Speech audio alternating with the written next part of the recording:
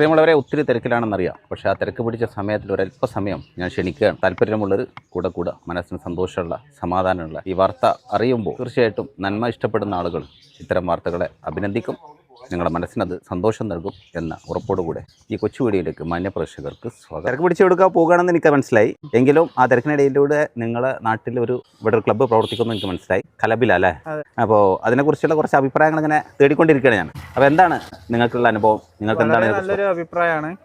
ഇതുപോലത്തെ ഇനിയും ഒരുപാട് നല്ല പ്രവർത്തനങ്ങൾ കൊണ്ടുവരാൻ സാധിക്കട്ടെ എന്ന് ആശംസിക്കുകയാണ്. Okay okay okay.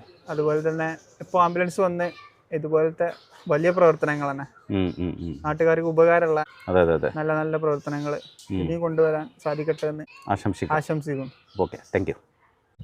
നിങ്ങളുടെ പേരെന്താ? ബാസു. ഓക്കെ, ഈ ഇതിനെപ്പറ്റി എന്താണ് അഭിപ്രായം? നമ്മളെല്ലാവരും കൂടി കുട്ടികളൊക്കെ കൂടി ഒരു ഫുള്ളായിട്ട് ഒരു നല്ല പരിപാടി തന്നെ നല്ല പരിപാടി നടക്കും. നിങ്ങളുടെ പേരെന്തായിരുന്നു? രവിചന്ദ്രൻ. രവിചന്ദ്രൻ. എന്ത് പറ്റി? ഇതൊരു ആക്സിഡൻ്റ് ആയതാണ്. മുമ്പ് എന്തായിരുന്നു ജോലി? ആശുപത്രി. ഇപ്പോൾ അങ്ങനെ ജോലിക്കൊന്നും പോകാൻ ബുദ്ധിമുട്ടാണല്ലേ? 5 മാസമായി. ഇപ്പം നടക്കാൻ പ്രയാസമുണ്ടോ?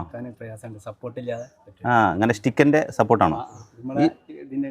ഈ സ്റ്റിക്ക് ചാരിറ്റിൻ്റെ ആണല്ലേ?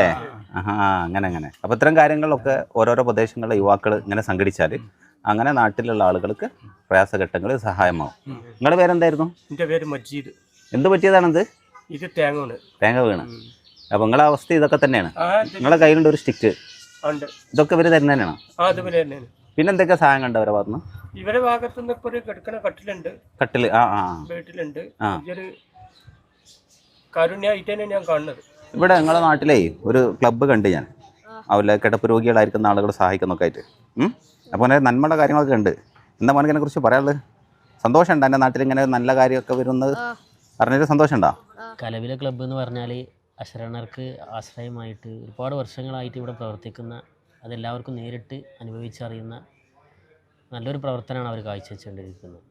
അപ്പോൾ എല്ലാവരും അവരെ സപ്പോർട്ട് ചെയ്യുക, സഹകരിക്കുക. കലബില ക്ലബ്ബ് കുറേ മുമ്പുള്ളതാണ്. ക്ലബ്ബ് കുഴപ്പമില്ലാതെ ഉഷാറായിട്ട് പോകുന്നുണ്ട്. അതിനൊക്കെ രണ്ട് കാര്യമുണ്ടല്ല. ഒന്ന് സ്പോർട്സുമായിട്ട് ബന്ധപ്പെട്ട കാര്യങ്ങളുണ്ട്, പിന്നെ ഈ എന്താ പറയുക ചാരിറ്റി പ്രവർത്തനങ്ങളും. അതായത് ഈ തളർന്നു പോയ ആളുകൾക്കൊക്കെ ആയിട്ടുള്ള ആംബുലൻസ് സൗകര്യങ്ങൾ വരെ ഉണ്ട്.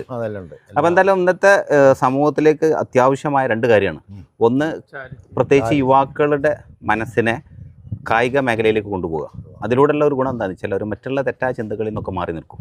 അതുപോലെ തന്നെ ആരോഗ്യ സംരക്ഷണം പ്രധാന ഘടകമാണ്. അതിന് അത് ഉപകാരപ്രദമാണ്.